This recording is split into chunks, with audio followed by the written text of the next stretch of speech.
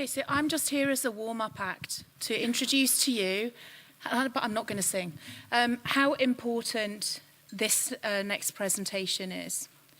That many people think that randomized controlled trials, phase 3 trials, are the way that we learn and how we learn to take things forward. And that's definitely true, but it's not the only way.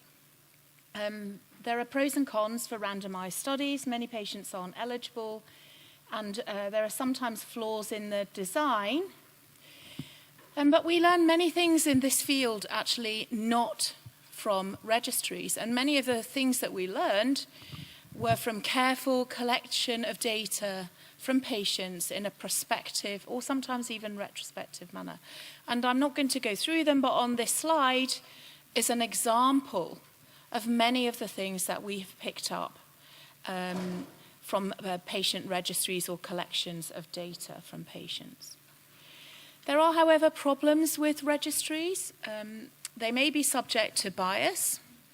They could be led by an enthusiast and then stop when the enthusiast stops or retires or runs out of money. They may be limited by geography.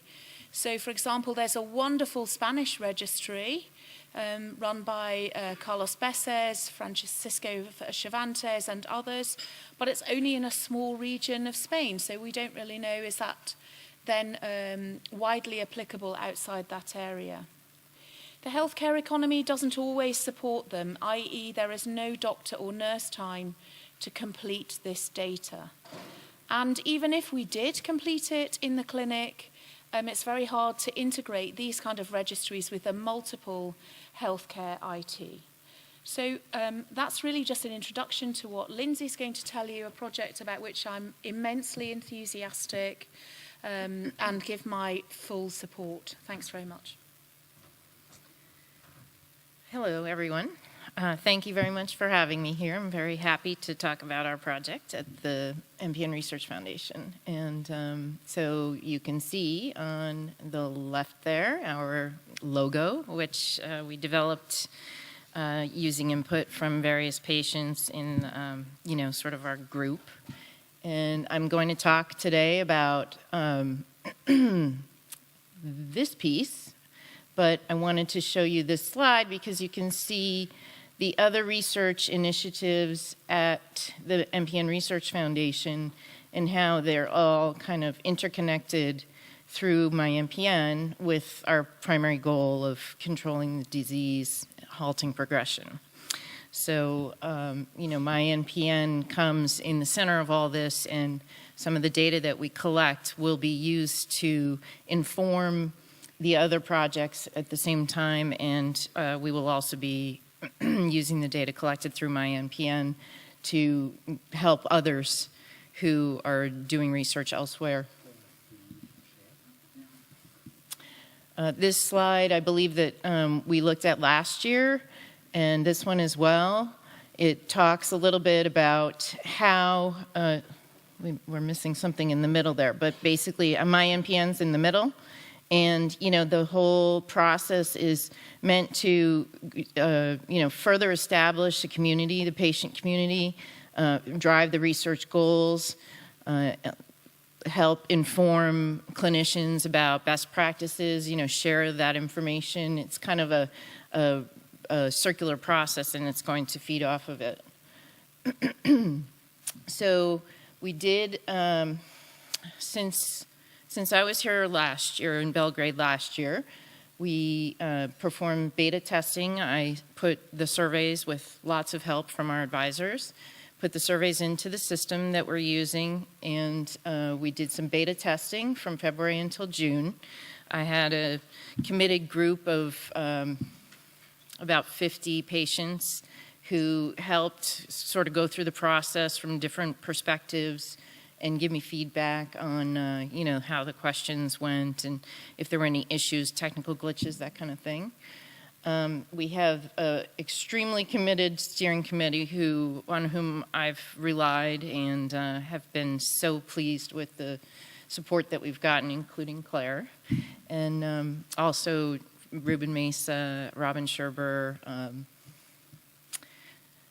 those are the big names, but we're going to be meeting again in December, which I'll talk about. So as I said, we launched. It was part of the Blood Cancer Awareness Month. So we sent out a press release in early September, and we also pushed out emails to the entire MPN Research Foundation sort of list. And we also used social media and various other outlets to get the word out that the registry had opened. And prior to the actual launch, I already had some of the beta testers in the system who had gone through the beta testing. We'd made the changes, and then we did what was called a soft launch in like June-ish. So we already had about 100 people in the system already when we did the full launch in September. And I'm going to show you a graph on the next page about how that's going. We still have a few limitations on the platform. The main one is that it's not mobile friendly. So unfortunately, some people have gone into the system and set up a profile, but they have not been able to complete the surveys yet because they're using a mobile device. But that is supposed to be rectified in the fall, according to Genetic Alliance, who's the provider of the software. And also, they have told us that they're going to have electronic health records integration coming soon, which, I think is a nice to have. It's not necessary, but, it'll be for people, especially people who want to use the registry, not only to inform the research process, but also as their own personal repository for their data and, how they're doing with their disease. That'll be a nice tool to have because they can put everything in one place. So, at some point in the U.S. specifically, they'll be able to, use the portal that they use for their medical providers and marry the information that comes through that portal into the registry. Now, at this time, another very important challenge for us is that the IRB approval, well, we went out and put together the protocol last year, and we submitted it this year together with our sort of PR strategy and marketing materials. There's a brochure that's on the back table. Many of you may have seen it. And some other information about how we were going to reach out to patients. And the protocol was submitted for approval to Western IRB. And according to the Genetic Alliance, that IRB is acceptable for, the registry for use by anyone. But we're going to be seeking individual country approvals as well. So that is something that, we're hoping to get underway very soon. I mean, we're kind of working on it a little bit already. But in the meantime, we've let people know on our webpage and the links to the registry that it's at the moment strictly for U.S.-based patients, and it is what it is. And secondarily, on that topic, it's only in English. So that's another issue, is we need to get through some logistical and cost issues to figure out and how to get everything translated and loaded up into the system and pushed out to countries where English isn't the first language. So those are the successes and the challenges in word form, and here are some statistics and pictures. So on the far left there we have the participation. You can see where it was officially launched. I think we're over 400 now in terms of participants. As I mentioned, several of those 400 are people who are on mobile devices, and so for them it's, they're not filling out the surveys just yet, but they will be, and it's just a matter of time. And we're also trying to keep up with people in the system to make sure that, they remember that they can keep coming back and filling out the surveys. But in addition to that, I have a little, pie chart here that shows initial diagnosis, 46% ET, 39 PV, and 13% MF. The genetic mutations Obviously the major one is the JAK2 V617F. But the interesting thing for me, which you probably all knew, but I didn't realize, was that, some people were reporting multiple genetic mutations. And so when I added them up, I'm like, how could this sum up to more than the number of people? And then I came to understand that. So, we're learning things as we go. And I talked to Clara just yesterday about some small modifications that we're going to make to allow for some of these things that we're learning. And of course, Clara already knew all this stuff, but I'm learning. So there's a couple of bullet points that may be difficult for people to read, but so the average age of the participants in the system is 61. 27% of respondents reported that either they have a family member with a diagnosed or suspected MPN, or they have the family member has another hematological malignancy.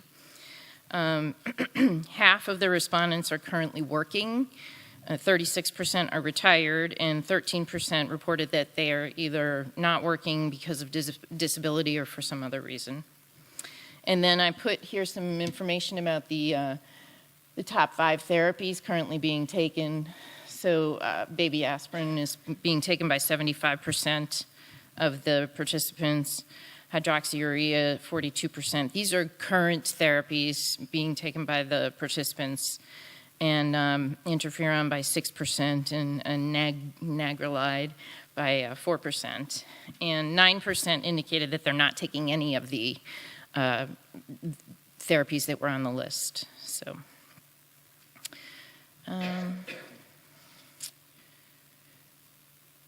this is a slide that just shows this is a patient in the United States. Her name is Jean.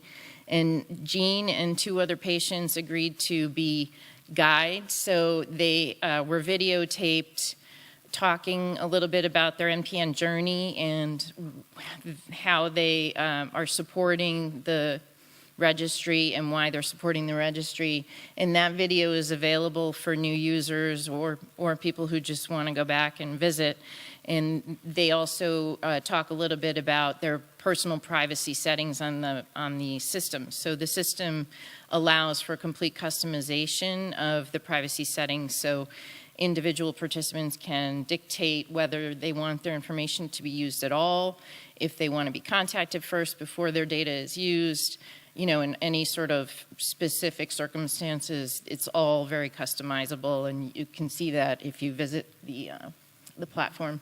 This is the kind of the landing page, and this talks a little bit about the surveys. So on the left-hand side, I call this the static data collection. The survey number 1 is it's just sort of about you. It includes your demographic information, a little bit about your background, your family background, your ancestry. It also taught you, this is where you would put in what your initial diagnosis was, when you were diagnosed, any of the therapies you're currently using, any therapies that you discontinued. You also can put in there if you've had any specific procedures done, like a splenectomy or a stem cell transplant, things like that. So it's essentially the initial survey is just, background. And then from that background collected, we can then push out over time topic-specific surveys. So, if we want to delve a little deeper into with people who have taken interferon, for example, we could push out a survey that, inquires about their experience with interferon, that kind of thing. So, and it can be used in many different ways. We have a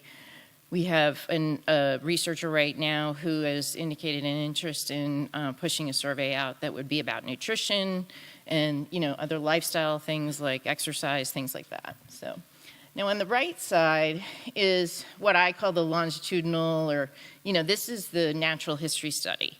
And this is where we're going to be looking at, the quality of life. So there's a survey called How Do You Feel Today that's based on the NPN 10 survey. And then there is the health event survey. And both of those surveys you can fill out as often as you want. So, you know, if you're feeling great today, you can fill out the survey and tell us that you're feeling great. But then next week, if you're feeling kind of lousy, you can go in and fill the survey out again. And, you know, we can see over time how things ebb and flow. And also, if you have specific health events, we encourage you to, you know, report those events to us. So those could be pregnancies, they could be stem cell transplant, it could be an unplanned stay in a hospital, it could be a thrombotic event, it could be one of a number of different issues. And of course, once you report that, we would also hope that you would tell us how you're feeling. So it's kind of the two go hand in hand a little bit. And, you know, this is going to help us to develop this sort of timeline. And also, going back to what I was talking about earlier, one of the major focuses of the MPN Research Foundation over the next couple of years is rolling out this progression marker project. And this right here is an important part of that, because with the progression marker project, we'll be collecting samples, physical samples, but this is more like, you know, how is what's going on in your health over the time that these physical samples are being collected, and can we somehow find some linkages? So. What did I do? It's not moving. Can you advance the slide? Okay, this is the MPN. So this is kind of a takeaway from the How Do You Feel Today survey. If you've ever taken the MPN 10 survey, it's pretty standard, but, you know, I mean, we wanted to use similar metrics so that we could, you know, easily compare and get valid, you know, responses back from people that, you know, make sense. But it, you know, obviously you can't read this, but it covers all of those issues that were talked about yesterday. So, you know, you can indicate if you're having difficulty sleeping, if you've, you know, been able to go to work, if you're, you know, enjoying life, if you're feeling depressed, all sorts of different things that are covered in that survey. This is talking about the outreach. So I'm here, which is great, and I love the opportunity to talk about this, and I hope that you all will go back and talk about it a little bit at home. As I said, at the moment the registry is not available outside the U.S., but we hope to rectify that. In the meantime, you know, word of mouth is important as people talk about the importance of a registry and, you know, what the aims are. And, you know, at the end of the day, it all relies on you, the patients, to participate. So we're using our website to promote it. I've written a couple of blogs. We've got the support group leaders and the other advocacy organizations like you. I spoke in Canada recently. Yay, Canada. And also, you know, looking forward to some other things in the next couple of months. And I was on a panel with Patient Power recently and a webinar with them. They've been tremendously supportive. As I mentioned, we rolled this out during Blood Cancer Awareness Month, but we're also going to be promoting it heavily on Rare Disease Day in February. And we will have a booth this year at ASH, the hematological meeting that's going to be taking place in Atlanta in December. And we're going to be trying to talk to as many clinicians as we can.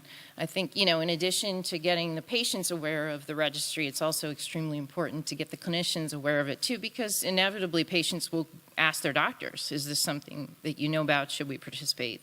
That kind of thing. So hopefully we can, you know, get the message out as much as possible and, you know, just encourage people to get into the system. So 2017, obviously, continue to promote the registry in the U.S. specifically, but, you know, also to get the word out, plant those seeds. In 2018, I think our real work is going to be done on getting approvals in other countries. So we'll be focusing primarily on the English-speaking countries. So Claire has been tremendously helpful in that. And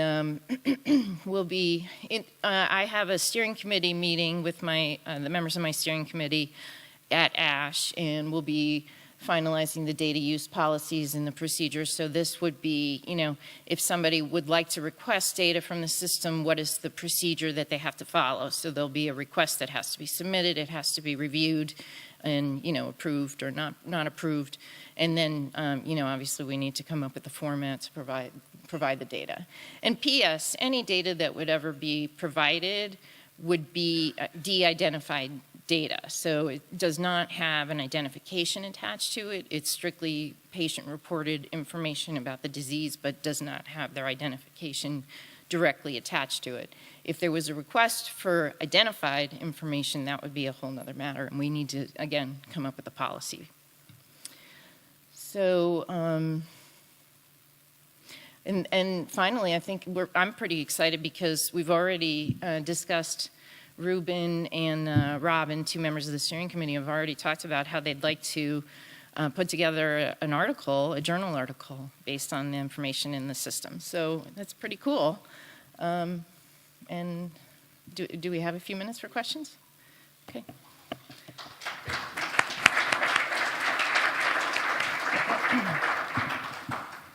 Dave?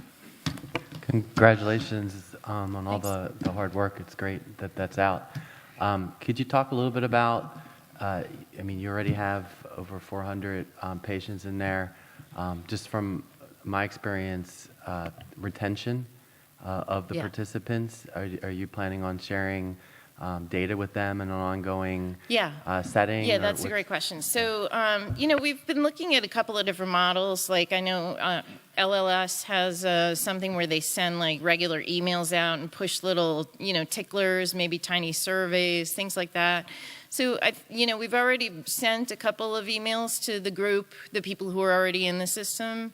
And, for example, we noted that there was a fairly large number of people who hadn't actually completed the first survey, so we sent out an email to those people saying, hey, what's going on? If you haven't finished it, is there a reason why?